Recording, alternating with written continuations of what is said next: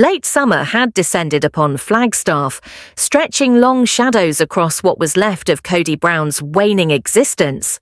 The remorseless desert sun blazed down on the edges of a gated community that had been designed to stand as a new beginning for his family.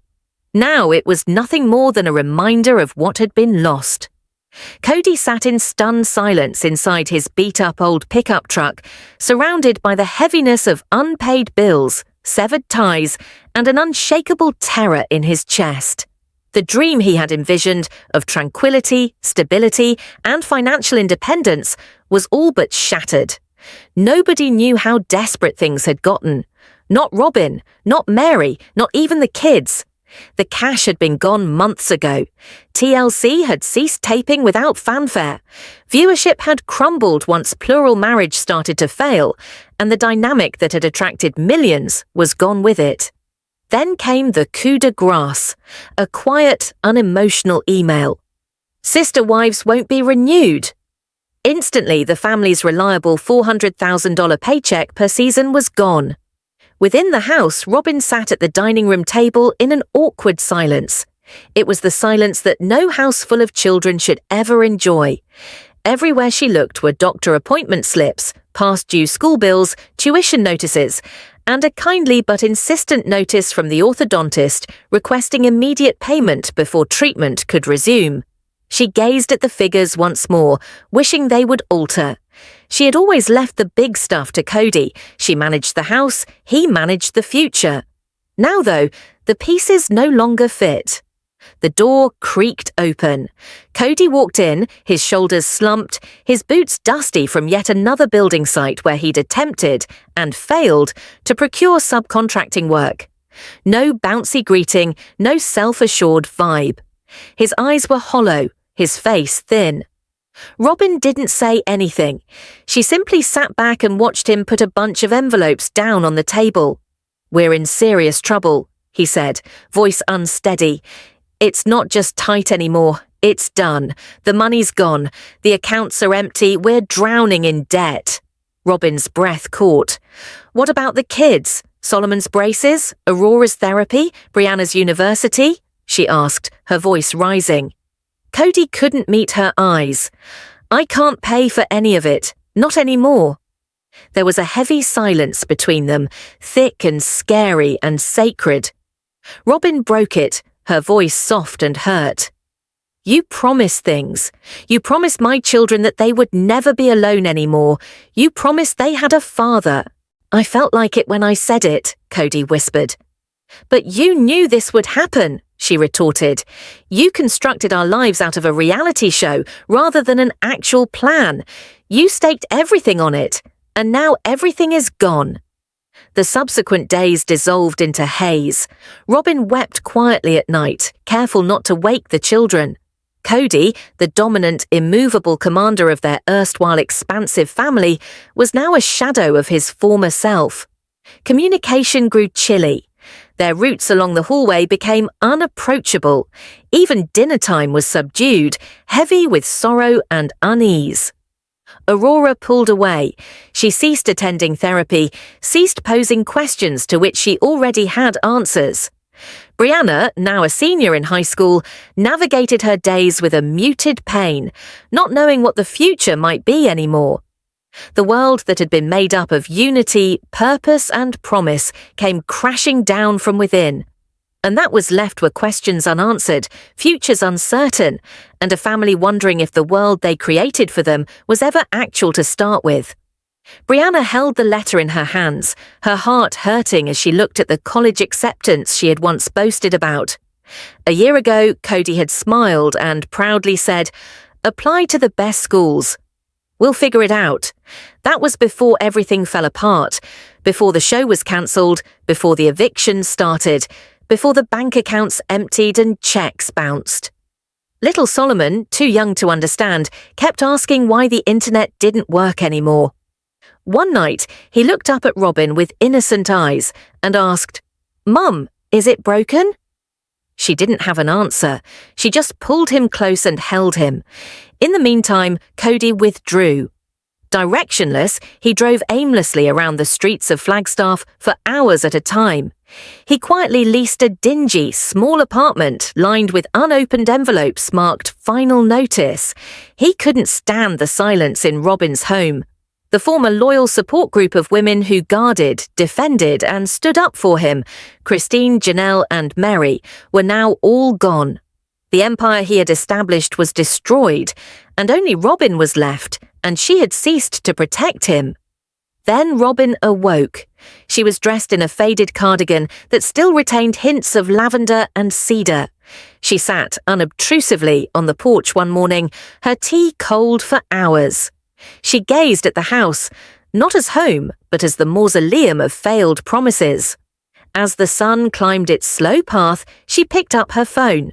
She first called Brianna's school financial aid office, then a realtor, and then she called a number she never expected to call. TLC. "I'm ready to talk," she said. "Everything, the truth." The headline spread quickly. In Utah, Christine saw the news first. "Robyn Brown speaks out. Cody Brown is financially insolvent." She laughed to herself and whispered, "It was never about being a father. It was always about control. And now he's lost it all." Janelle read the piece, teeth clenched. She said to a friend, "He gave up everything for Robyn. And now even she realizes she was never the exception, just the last to fall." Meri just shook her head. Cody's decline didn't surprise her anymore, but Robyn's candor, that was something different. "She used to stick up for him no matter what," Meri grumbled. "I guess everyone has their breaking point." Weeks later, a special episode, Sister Wives, House of Cards. The faded family photos opened the show, Cody with golden hair, beaming in the middle of his plural family, 4 wives, an ocean of children. Then the scene changed. Robyn, alone now, makeup-free, sat under bright lighting, voice rough with fatigue. "I thought he'd protect us," she said softly. "I knew he'd never leave. But he didn't know how to bear the burden, and now our children, my children, are suffering." She talked of overdue medical bills, government aid, and the shame of pawning my sister wife's closet jewelry just to pay the electricity bill. The audience was silent, shocked. In a creaky chair in a dusty apartment, Cody sat with an eviction notice before him, his eyes fixed blankly in front of him. He rubbed his face, looking for a hint of the swagger he once exuded. "I didn't think it would end like this," he grumbled to no one in specific. Off camera, the producer asked, "Do you regret going with monogamy with Robyn?" He didn't reply. Then the voice of Robyn rang out in the darkness. "He vowed to be their father. But when the money's gone, a true father remains." And this wasn't the end, just the disintegration of what had once been the most publicized plural family in America.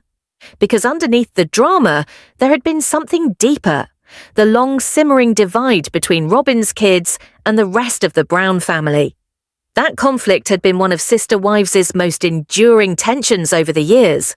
Robyn, 45, had been Cody's 4th and youngest wife. When she became a part of the family, Cody was already wed to Meri. By the time Robyn married into the Brown family in 2010, Cody had already established a large polygamous family. He had 3 wives, Meri, Janelle, and Christine, and 12 children between them. Robyn brought with her 3 children from a previous marriage, and she would go on to have 2 with Cody afterwards. At the height of his family, Cody was the father of 18 kids and lived with 4 wives. But those halcyon days were not to last. As Sister Wives began its 19th season in 2024, the situation had changed dramatically. The plural marriage had broken down.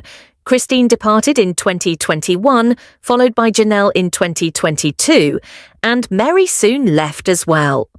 All that was left was a monogamous relationship by accident between Cody and Robyn, something neither wanted when the process started. Robyn, isolated, started voicing an increasing sadness. She felt that her children had been left behind, not only by Cody's older children, but by the whole Brown family. The relationships that had tied the family together had fragmented. Madison Brush, one of Cody's eldest daughters, even made a sincere apology to Robyn's kids, admitting they had frequently felt overlooked or left out. It wasn't always like this. The break grew wider as the family moved from a single combined residence to dual dwellings. Cody's life became more and more focused on Robyn and her kids, and resentment grew among his other children.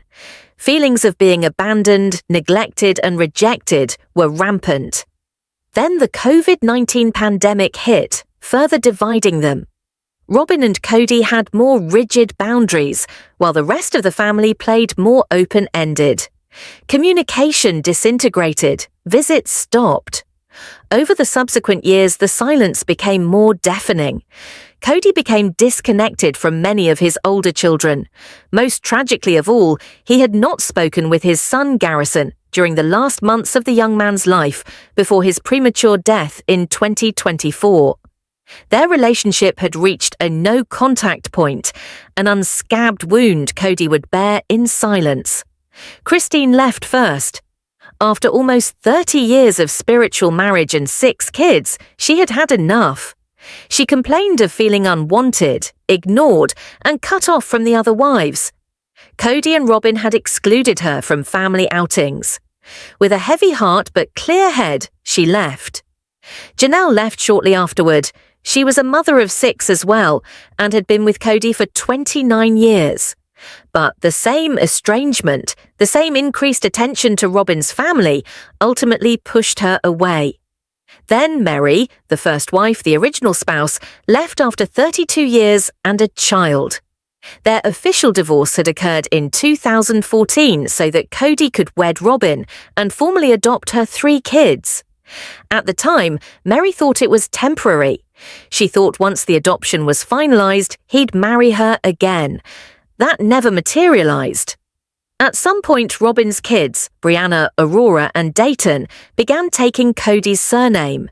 They were adopted and welcomed as part of the extended family. However, despite being welcomed by name, this wasn't always an equal experience. Tensions were high. The older kids never fully bonded with the additions. With time, distance developed into detachment. Over these years, Cody justified himself by claiming he had to prioritize his younger children, but his elder ones did not think so. Most of them felt erased, overlooked in place of a new life he had adopted for himself. Only recently, in an unusual moment of reconciliation, Cody revealed that he had met with some of Christine's children on a trip to Utah. It was the first time in years that he had reconnected. Among them were probably his sons Logan, Hunter, or Gabriel, Janelle's boys. But the wounds of years apart are still evident. His daughter Mykelti still talks to him from time to time, but otherwise the bridges are tenuous at best. His children had each grown up one by one, drifted away, and taken along tales of disillusionment, of a father who had vowed unity and brought them division instead. Among those hit hard was Madison, aged 29.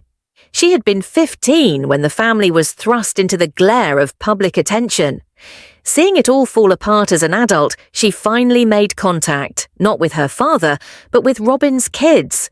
She apologized, not for something in particular she had done, but for the chill, the distance, the years spent feeling left out. It was a sign of grace, one that came too infrequently after one family had lost one to their own gravity. Madison Maddie Brown Brush, a leading character on Sister Wives Season 19, basically grew up on TV. Adolescence in the spotlight before a national audience was never easy. Her dynamic with Robyn and Robyn's kids was fraught, just like that of her other older siblings. A mother of 3 herself now, Maddie recently broke open in a poignant Season 19 episode with remorse over the way things had played out. "If I could sit down with Dayton, Aurora, and Brianna," she told him, "I'd want them to understand that I don't dislike them. Sorry if I ever made them think otherwise." It was an emotionally stark moment, raw, introspective, and unbearably late. The apology, no matter how genuine, came too late to repair the shattered family. Despite season 19 currently being on the air, rumours are building that Sister Wives is not coming back for another season. Since it premiered in 2010, the reality show provided a candid, unfiltered glimpse into a contemporary polygamist family. Cody Brown, the patriarch of the family, juggled life with 4 wives and 18 kids. The family was part of the Apostolic United Brethren, a fundamentalist Mormon denomination, and they were hoping that their tale would dispel stereotypes and humanize polygamous lifestyle. At its height, Sister Wives found an uncommon balance between presenting the mundane domestic rituals, such as raising children and running households, and delving into more profound emotional struggles, jealousy, budget woes, spiritual crisis, and the never-ending fight for equality among partners. And that unadorned honesty became the show's heart. But by 2024, things were different. What had originally been a tale of family cohesion was now one of fraying relationships. Christine, Janelle, and ultimately Meri, all 3 of Cody's 4 wives, had departed. Season 19 is now about shattered bonds, solitude, and the psychological costs of being estranged. Meri had been devoted to plural marriage since the outset, based on religious beliefs. She and Cody had only 1 child between them, and their marriage had long since failed. Cody was candid about not being attracted to her, even contemptuous at times. But Meri persisted. She held on to her faith and cherished whatever small attention Cody offered her. She was, in so many respects, the most neglected of his wives. Ironically, it was Meri who first brought Robyn and Cody together, persuading Cody to date her, believing strongly in the precepts of their faith. Although Cody made it very clear they would never be married again, Meri sought to keep the family intact. But in season 19, she finally moved on. Her exit more than marked the end of a marriage, it marked the dissolution of the original family structure. With her absent, yet another reason for the continuation of the show was gone. Recently on the show, Robyn and Cody shared a meal together talking about the future of plural marriage. Robyn, who had once fantasized about a large blended family, inquired if Cody missed the lifestyle. His response was cautious but concise. "I don't want to be cavalier because we invested so much in it," he said. "But no, I'm no longer interested in plural marriage," he continued. "I don't want to pursue another woman. I don't want the stress, the uncertainty, the battle for trust. That's not where I am." To the cameras, he confessed that though he no longer practiced plural marriage for himself, he had no regrets at all about the way he was raised. "My children," he declared, "are my greatest blessing." Despite all his talk of closeness and family, however, Cody is still distant from many of his older children. The togetherness that once characterized the Brown family is now a memory, ticking like an old home movie. By the time Sister Wives season 19 was on the air, Cody Brown had fallen out with most of his older children. The wedge had been building for years, since he wedded Robyn, whom the children felt he loved most. That feeling grew into resentment, especially by his kids from previous marriages who felt slowly dumped. Of all Cody's wives, Christine was most emotionally wounded. A romantic herself, she was hungry for a close and loving relationship. Having grown up in a polygamist home herself, she still grappled with the position of being a third wife.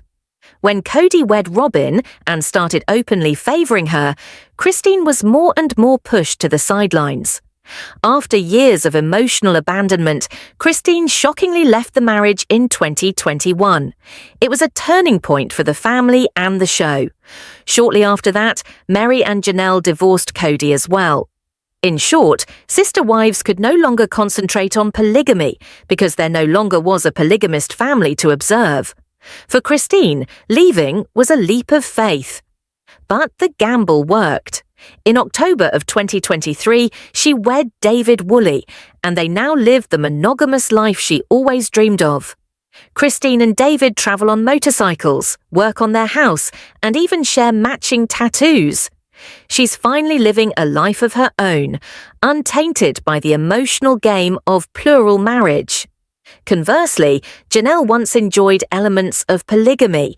She liked the freedom and autonomy of not having a husband at home each night. But as Cody became more aloof, particularly from their children, she too had to confront reality. Their 6 children, Logan, Maddie, Hunter, Garrison, Gabriel, and Savannah, were close to their dad when they were little. But Cody's new direction of attention toward his youngest children, particularly those with Robyn, left a path of pain. Soon enough, Janelle created a new future for herself. She went all in on her passion for gardening and started a flower business.